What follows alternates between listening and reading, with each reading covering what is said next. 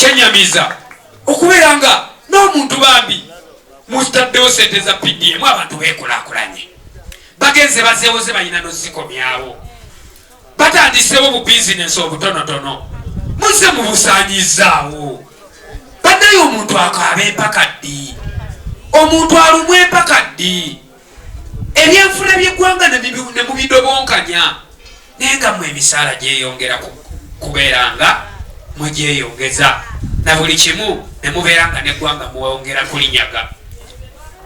Abantu baffe muli balimisi bwe kiri mwalabye mu lutuula lwaffe Mwami Museveni yatulaze ku musajja omu alima emiyembe. Nze nalabye ebikoola byokka nabadde ninze ndabe ku miyembe omwami oyo gyanoga gyatunda naye nalabye ebikoola byokka neneebuza omusajja ono atunda bikoola oba atunda matabi.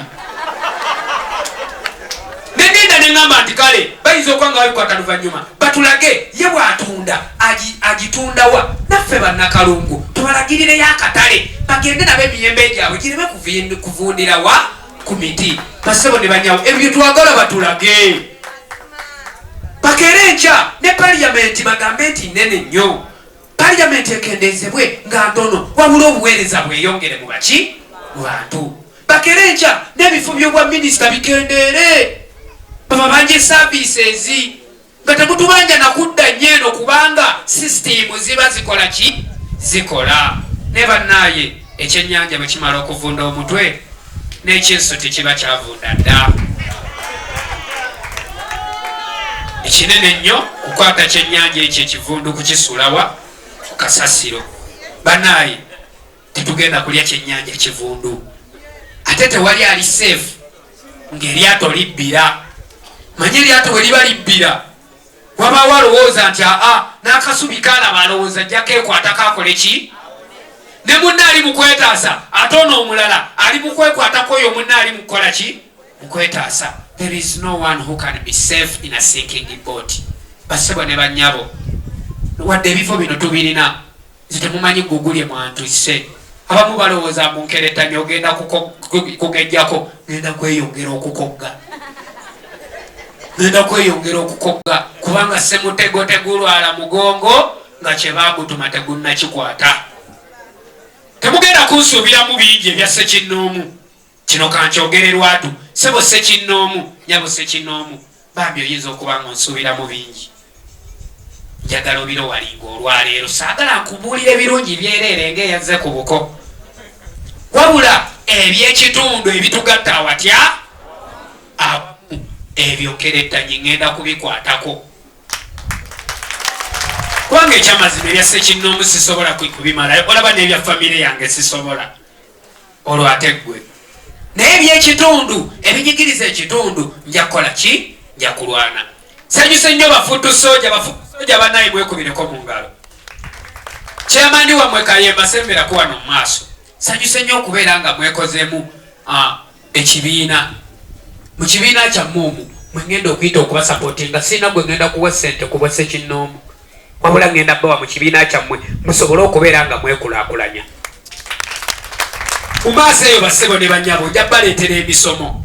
Omwami gwe bayita Simon Senkayi mumumanyi muwuliriza emyaka 11 okuva mwaka gwa 2015 nga ndipoota ku site nali mpoota musenyu. Basebo ne bannyabo nga nina ebirooto bino naye ebigambo bye byandeetera okwekkiririzaamu okubeera nga ntuuse wano olwaddi olwaleero. Nja mubaleetera abasomese oba oli awo obwongo bwaffe buno we buneeyongera okubeera nga bukyuka kubanga tuli indoctrinated ku bintu ebimu ate bye tutasaanidde kubeera nga byetukola ki byetutunuulira oba nga byetugoberera wabula nga twetaaga okuzza okusibwa tuggulirwe ekkubo tuggule ekkubo ly'emyoyo gyaffe emibiri gyaffe gisobole okukola ki okugenda. Ngenda mubaleetera abasomese era ababuulire obuulyawo nange nekwolwo ndikozesa omukisa ogwo nemba nnyonnyola obuulyawo nange butya bwe natandika nga nsinziira ku bigambo by'omusajja oyo. Bw'ali basomesa mulikola ki abamu mulikyuka mujja kusobola okwetwala mu maaso. Abakulembeze basaba mukwatagane mwekolemu obubiina ebisevinga naye ate save as you invest, don't save and leave the money in the bank.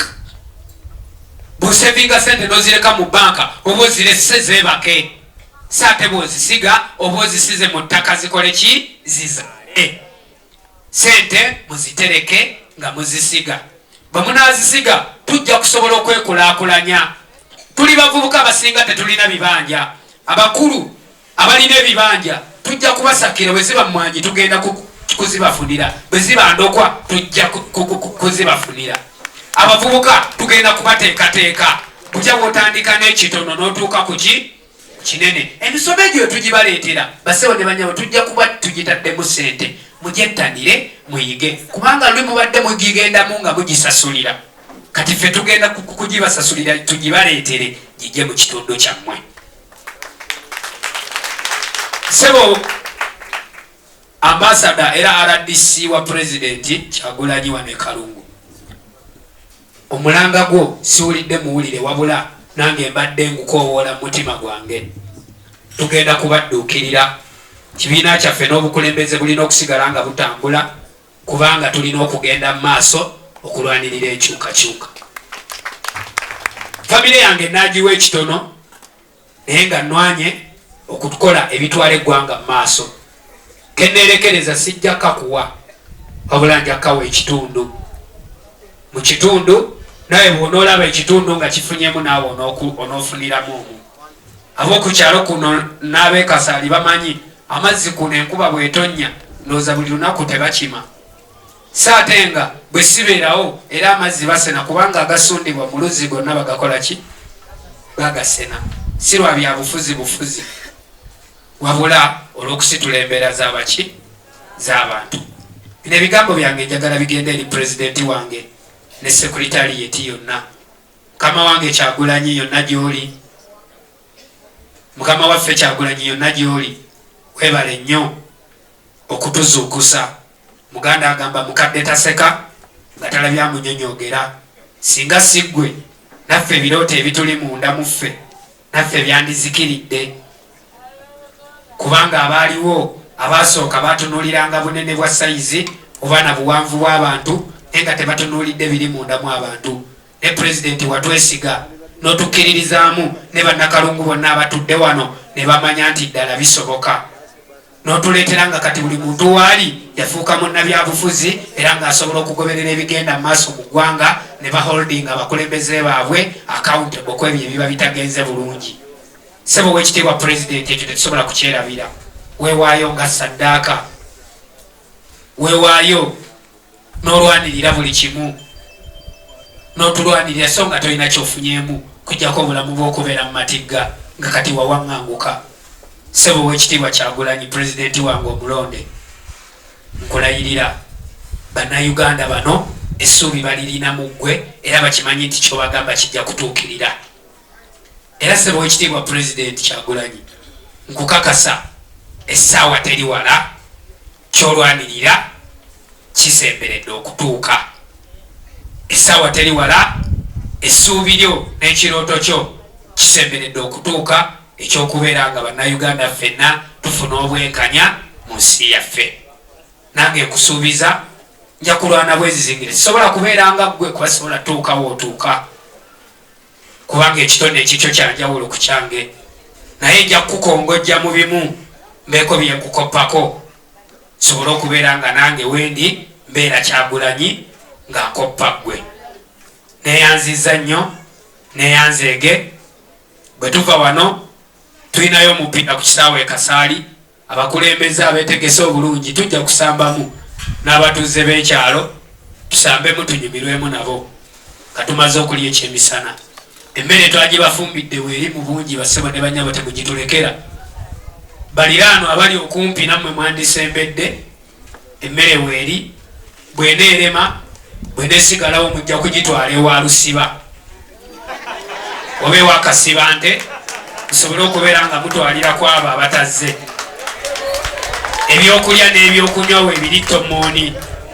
Engeri gye tukimanyi nti baatuwawaabira batutwala mu high-court. Bwe tulimaliriza omusango ogwo ne tuguwangula tujja kutegekawo akabaga ak'abannakalungu bonna era bassebo ne banyabo. Kano si kabaga, eno ye meeting gye twali tulina okuba nayo nga tumaze okuwangula akalulu gye tutaafuna. So era abadde balowooza nti eno pate tewali pate lye tujaguza biki akabaga tulibeera nako ate nako tekaliba kakusanyuka wabula tuli kakola nti Kyagulanyi yatugamba nti n'akawanguza akatonotono olumu okajaguliza tuli kajaguliza nga tumaze okubawangula mu kooti era kaliba kabanakalungu bonna.